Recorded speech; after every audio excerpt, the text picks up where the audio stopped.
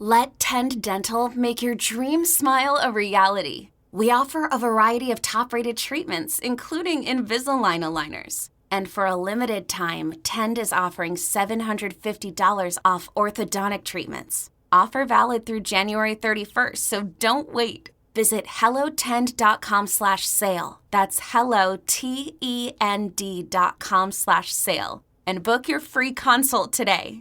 This podcast is intended for mature audiences only. This is a Vault Studios production.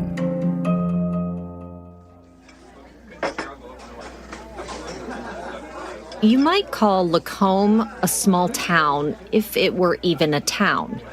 But technically speaking, it's not. It's unincorporated. It does have most of the ingredients of a small town, though.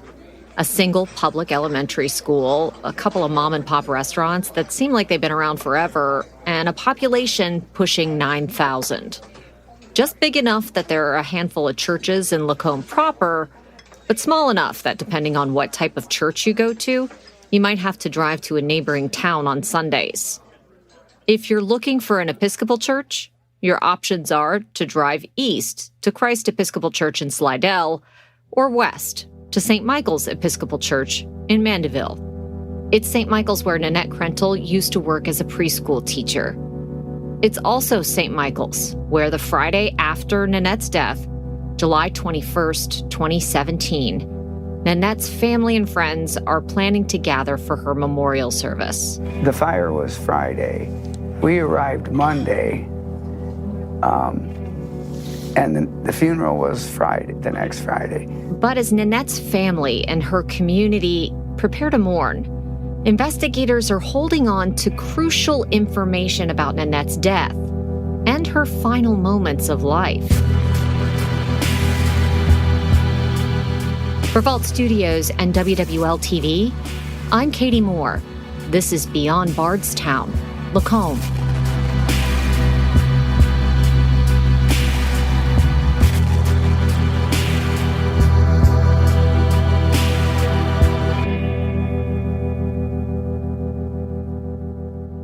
On the morning of Nanette's funeral, her father, Dan Watson, is still in town from Iowa, along with a handful of Nanette's other relatives from the Midwest. But just minutes before the service, right as they're all getting ready to head over to the church, their day is upended. Before we went into the funeral, we were at the motel. Dan says the family starts buzzing about Nanette's cause of death. Apparently, new information was leaked and published on a blog site. Lisa came to me and said Gina sent her something that said Nanette had been shot in the head. Shot in the head. Not killed by the flames or the smoke, but by a bullet. How could that be possible? And if true, why is Nanette's family just finding out about it now? And not from investigators, but from some unconfirmed blog post. We were getting ready to leave for her funeral. Nanette's sister, Kim Watson, and Kim's boyfriend, Randy Grotkin, are with Dan when they all hear about the post. And we only found out because my cousin Gina had found an article that someone had leaked something and that she had a gunshot wound. That was the only way we found out. And we asked Steve about it when we got to her funeral.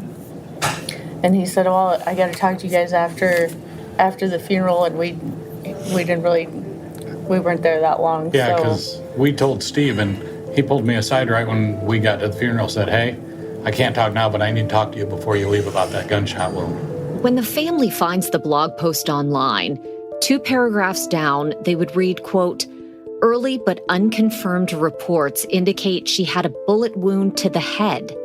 And of course, they all want to know what the phrasing early but unconfirmed reports means, if there's any truth to what they're reading.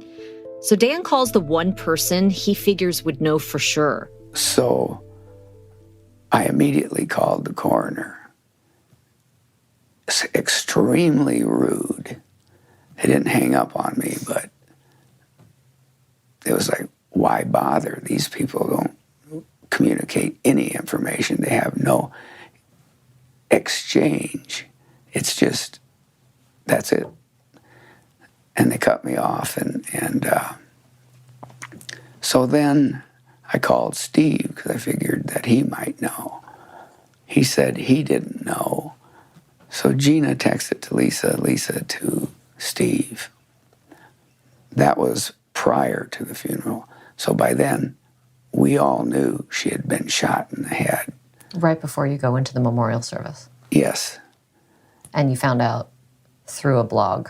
Yes. As the family heads over to the church, they're armed with yet another reason to believe Nanette didn't just die in a fire, that she was killed. So that sort of changed my attitude and so forth when we were in the service and in the subsequent luncheon gathering. Our team at WWL-TV would soon confirm this leaked information, and the sheriff's office would put out a press release about the gunshot wound. In the same release, St. Tammany Parish Sheriff Randy Smith also said, "Our thoughts and prayers go out to the family during this tragic time, and I want to reassure them that we are diligently working on this case, and our detectives will continue to work until we have all of the answers." This news, this confirmation that Nanette had been shot, comes at the worst possible time. Right at the end of her actual memorial service, when at least a few dozen people are still in the church. Nanette's sister, Wendy Watson, was there when phones started to buzz and news spread throughout the church pews. My niece yelled out, "Oh my God, she was shot." What did that do to you when you heard that? Just my heart dropped and my intuition. I definitely didn't second guess my intuition. I honestly thought when my brother called me that she was given pills and that she just didn't wake up because she was drugged.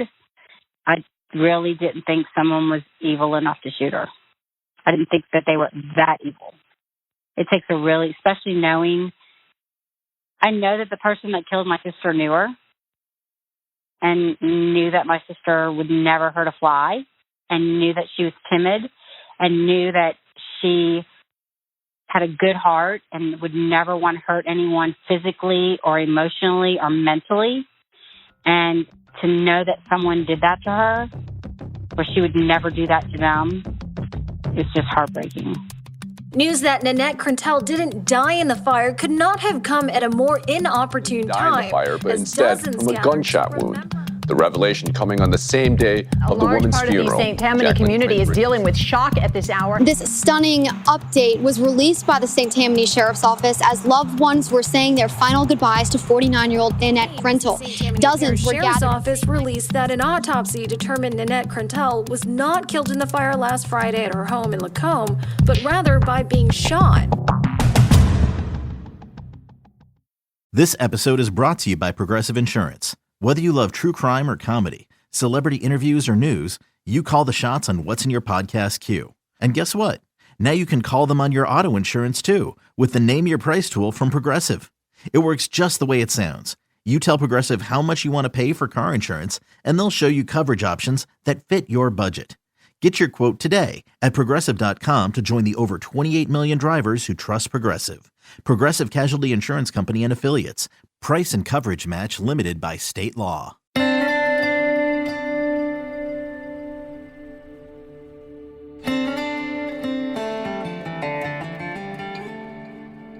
So when something like this normally happens, and we have breaking news, and then we find out that it's not what we initially thought it was.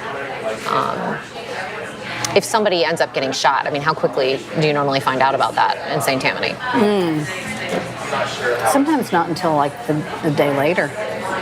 This was an entire week later. That's really long. This is Sarah Pagonis, a friend of mine who's covered this case for our partner newspaper, the Times-Picayune New Orleans Advocate. That was what was shocking about it. I just remember, finding out, seeing the press release that she'd been shot, and just being completely caught off guard by it. If the rest of us, even those of us covering the case, are caught off guard by this news, I can only imagine how Nanette's family's feeling.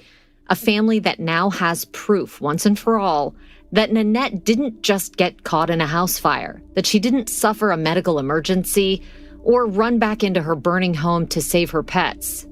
She'd been shot But while this may have been the biggest news of the day, it's not the only unexpected thing to happen at Nanette's memorial service. Nanette's sister, Kim Watson, and Kim's boyfriend, Randy Grotkin, say Brian Krentel, Steve's brother, shows up.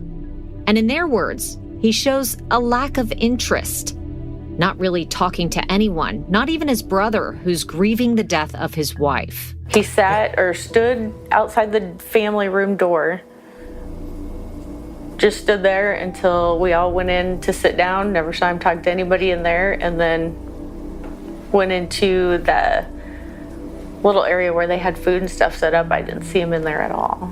He talked to his mom a few times. I seen in the hallway or in the room, but he wasn't very social with anyone, and I didn't see anybody going up to talk to him. Was he consoling Steve at all? No. No, that was his mom. His mom was consoling him. Yeah. Seems like something you'd want to do if your brother's lost his wife. Yeah, he didn't even sit next to him at all. No. He was in front of us on the end, and Mom and Steve were on the opposite end of that aisle.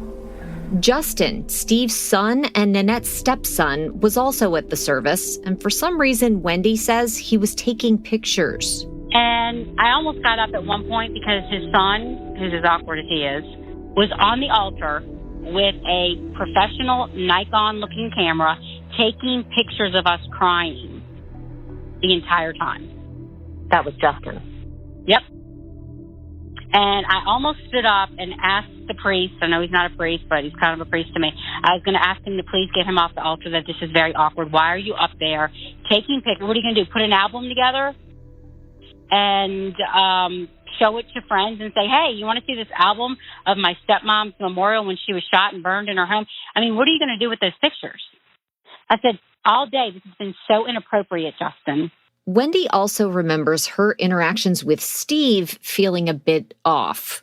Steve was acting really odd, wasn't talking to any of us, and then he got up and went into another room and stayed in another room with his family, and then some other people in that room. She says she talked with Steve about putting up pictures of Nanette in the church, the typical photos that you'd expect to see next to the casket or urn at a memorial service.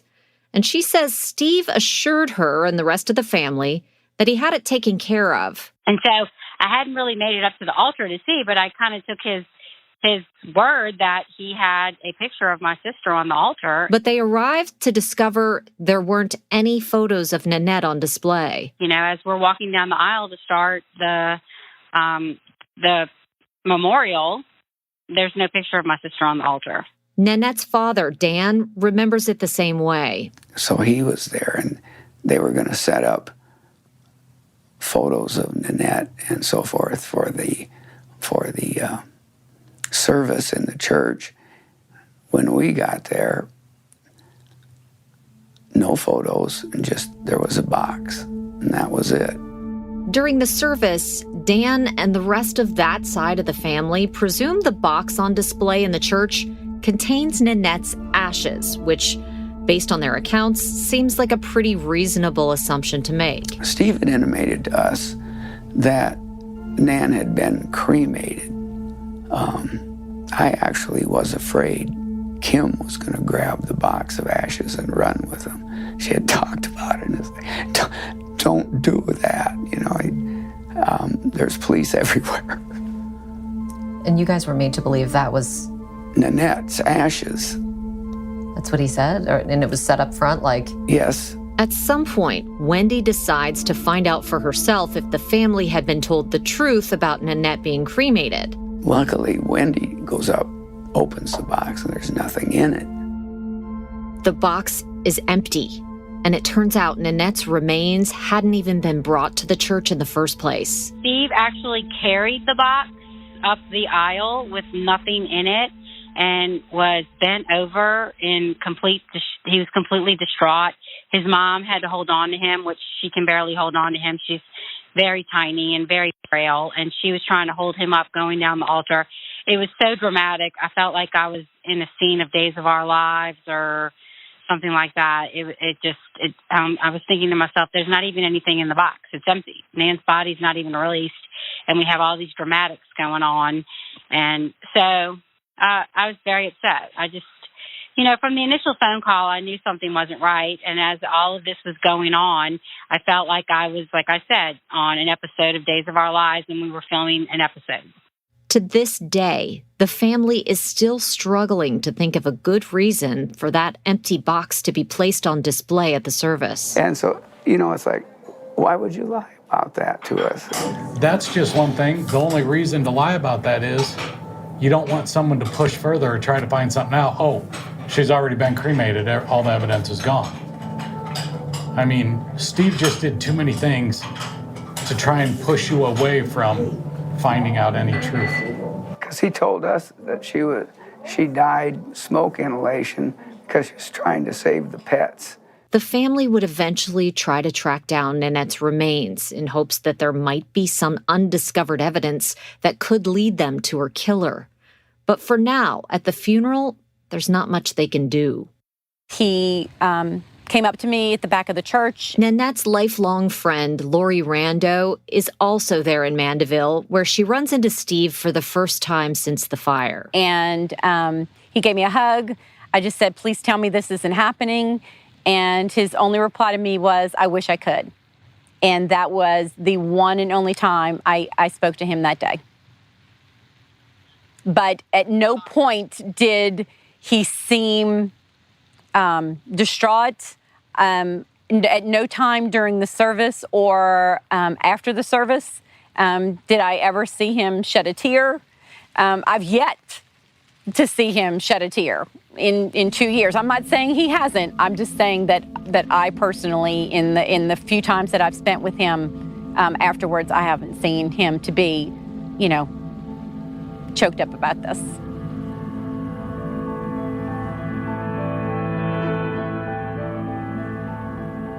As the Watsons head back to their motel, they're reeling from everything that happened in one day. The empty box, the interactions they'd found suspicious, and of course the news that Nanette had been shot, news they still haven't heard directly from the sheriff's office, by the way. So, we left, and we were all of the same opinion, you know, that she'd been murdered and so forth. And we already had believed at that time that Steve played some role in it. Wasn't sure, I remember in the conversation, weren't sure what role he played, but he was involved. Later that same day, the family finally hears from St. Tammany Sheriff Randy Smith. But it's not because the sheriff contacts them. I don't know if it was on the radio or Kim had something on her phone. The sheriff came on and said that she had been shot in the head.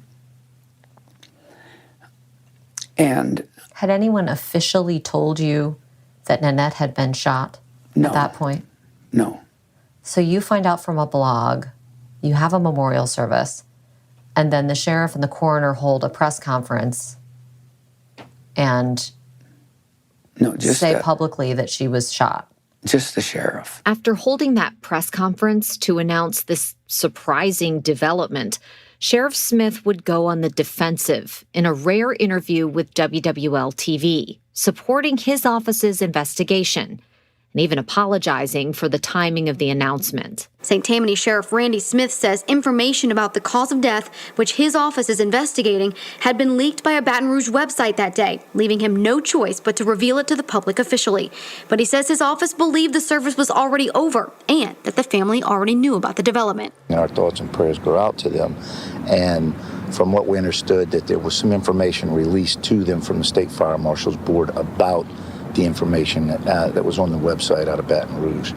And we apologize. I apologize for not giving them the heads up before they got the information from the media. That leak also called into question the quality of the investigation, in particular, the State Fire Marshal's office working to determine the cause of the fire.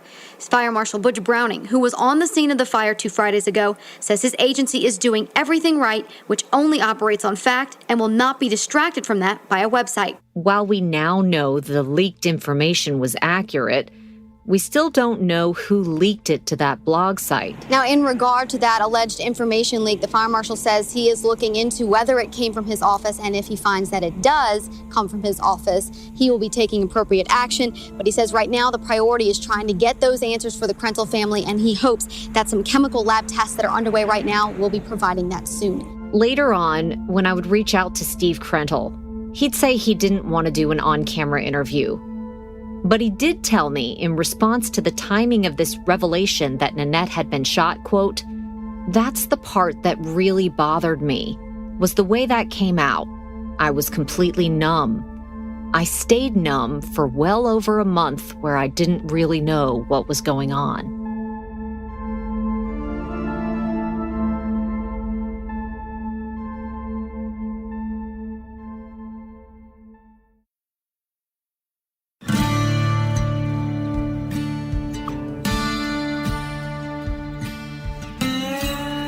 Beyond the information outlined in the press release about the gunshot wound, Nanette's loved ones wouldn't learn much else from the sheriff's office about the investigation into her death, at least not for quite a while. But instead of waiting on local officials, they were beginning to seek out answers on their own, in part fueled by growing unease about Steve. On top of everything else they knew to be going on with the Krentels, fear, anxiety, isolation. They'd learned Steve was cheating on Nanette in the years leading up to her death. Steve would eventually admit to having an affair with a woman at the fire department. Nanette's friend Lori Rando says one of the last conversations she ever had with Nanette in person was actually about the affair. So the last time I was able to see her was actually on her birthday, 2 years before she was killed. And it was at that lunch that she had told me that she that she knew Steve was having an affair. She wasn't comfortable with the situation. She knew it was a person that Steve worked with at the fire station. So, she wasn't comfortable knowing that it was someone that he would be seeing on a daily basis. I asked Lori if Nanette told her what she was going to do about it, if she'd considered leaving Steve over the affair. At the time, at that lunch, no, she did not say that she was going to leave him. She did tell me that she was going to confront him. And I was like, well, make sure that you let me know, what you decide to do. She confronted him, but again, at that point, 2 years prior, at that point, she wasn't planning on leaving him, that she told me. But fast forward a couple of years, there was a lot of stress in the relationship as far as with her or with his family members. There was a lot of stress with her brother-in-law and the different problems they were having with him, and a lot of stress with her stepson, Justin. But I think it did bother her. I can't imagine a woman on the planet that wouldn't be bothered that their husband was having an affair. And for him to imply that she was okay with it, that is absolutely incorrect. 4 months after the fire, when Steve Krentel would finally decide to return to work for the first time, the Fire District Board would vote to launch a civil service investigation into him over the affair. And that wasn't the only allegation on the table. For the first time since his wife was found shot to death in their burned home in July, St. Tammany Fire District 12 Chief Steve Krentel returned to work Wednesday. All for opening an investigation. But with his return came a myriad of allegations about his actions in the workplace that are now the subject of a civil service investigation. There's been no evidence to support anything that's said in the written document. So at this point, the board's process is simply going to be about seeing if there is evidence to back up the allegations. The allegations, submitted in a letter by District 12 firefighter and resident Tom Williamson, include possible misuse of district property and sick leave, as well as a possible relationship with a subordinate and claims of intimidation. And he has some great concerns about the direction of the fire department and making it the best it possibly can be. Krentel, who was at the meeting, says the complaint is full of hearsay and speculation, with the exception of the improper relationship. He says it was more than 2 years ago, and his wife knew about it. I don't appreciate it because it has nothing to do with the investigation, nor the ability to do my job, because I was not her supervisor or in any capacity. And there is no basis on anything that calls into question my ability to do my job, calls into question anything about the death of my wife. Also in the crowd was one of Nanette Krentel's sisters and an investigator looking into Nanette's case. And them to be so discouraged, I'm just hoping and praying that they will definitely get some justice themselves. That will be determined over the next 60 days. Right after the fire, others at the fire district had come to Steve's side, setting up fundraisers to support him, and calling Nanette a part of their extended family, their fire family. We've been devastated by a really tragic loss and involved one of our extended family members. It's not something that we're used to. We're used to the other side. But when I talked to Times-Picayune New Orleans Advocate reporter Sarah Pagonis about the civil service investigation, she suggested that the, quote, fire family might not have been the big happy family it seemed to be on the surface, even before all of this. They had had a troubled past, although he wasn't sort of the person that they were upset about at that point. And I don't really remember the details about that, but they had had a lot of turmoil there. I think that I had been told off the record by sources close to Steve about the affair long before it came out, sort of in the fire department stuff. I'm trying to think what came out in the fire department stuff besides that was shocking. I mean, it got to petty stuff like he used our washer and dryer, his house had been destroyed. And, at the very beginning, it was like, oh, this is our fellow firefighter, and we're going to, come rally around him, blah, blah, blah. They were not real willing to talk. They were being very protective of him. And then it just kind of changed. And what changed? I think what changed was that there were some people that really disliked him that wanted to get him out of there. And I don't know if I can't speak to their motives. Back in the fall of 2017, in the weeks after the fire, the St. Tammany Parish Sheriff's Office says it looked at Steve Krentel as a possible person of interest. But how closely they looked, we really can't say with any certainty, as the Sheriff's Office has released few records related to the case and remains pretty tight-lipped to this day. Steve Krentel, however, wanted to make clear that he was cooperating with the investigation. Look forward to the Sheriff's Office finally releasing something speaking of the cooperation I've given them, because there's a lot of speculation that I have not cooperated. 2 months after the fire, on September 14th, 2017, Sheriff Randy Smith would hold his first press conference since the day of the funeral, when he announced that Nanette had been shot. And like that other announcement, this one also came as a surprise to many who were following the case. Tammany Sheriff says a fire chief did not kill his wife. And that's the latest in a murder mystery that has gripped the North Shore community, coming on the 2-month anniversary of Nanette Krentel's death. That's right. Sheriff Smith publicly cleared Steve Krentel's name, only 2 months to the day after Nanette was found dead. At this time, our initial primary person of interest in this investigation, the victim's husband, has been cleared. Stephen Krentel has been fully cooperative with this investigation from the beginning. While Steve Krentel says he hopes the investigation can now focus solely on Nanette, her father, who returned to court Thursday to assure all evidence and investigative materials would be preserved, says agencies' actions are not matching their words. My greatest fear at this point is that there are no suspects, but they haven't done the reports. Normally, where I come from, you don't release anybody until you have all of the information completed, including the reports, but it just has a really bad feel to it.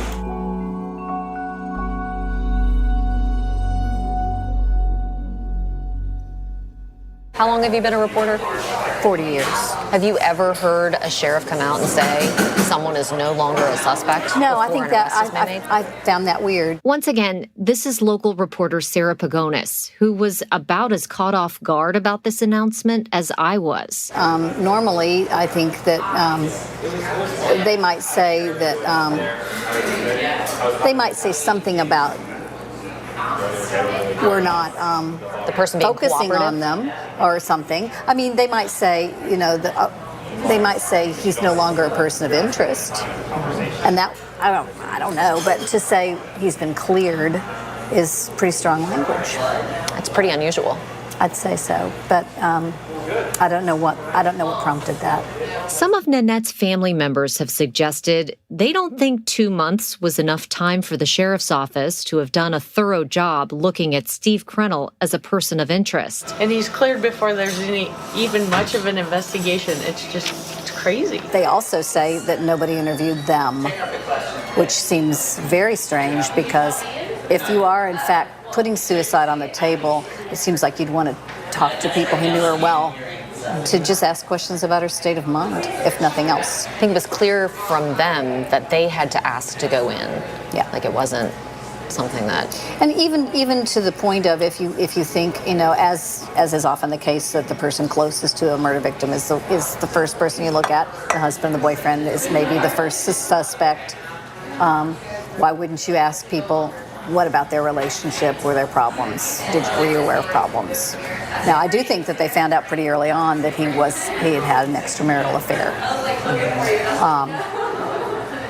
It seems like they'd want to talk to everybody around that relationship to see what that meant. And that doesn't seem to have happened, at least as far as I know. Whatever the status of the investigation, we know one thing for certain. If Nanette Krentel died from a gunshot wound, someone had to pull the trigger. Wake up.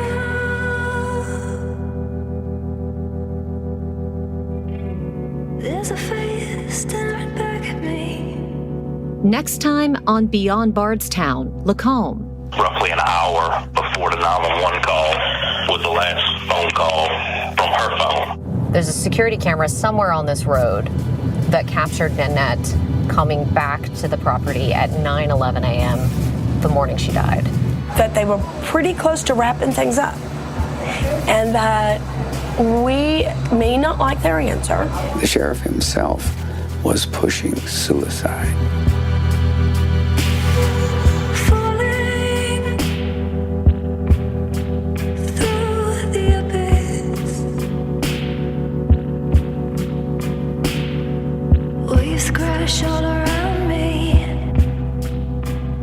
Beyond Bardstown, Lacombe is a Vault Studios and WWL TV production. You can learn more about our podcasts, including The Daily Crime and True Crime Chronicles at vaultstudios.com. Special thanks to WWL TV News Director Keith Esperos and visual journalist Derek Waldrop. Vault Studios executive producers are Brian Weiss and Will Johnson. Reed Redmond is our writer and producer. Richard Humphreys at Tacoma Media in Silver Spring, Maryland, mixes and edits the show.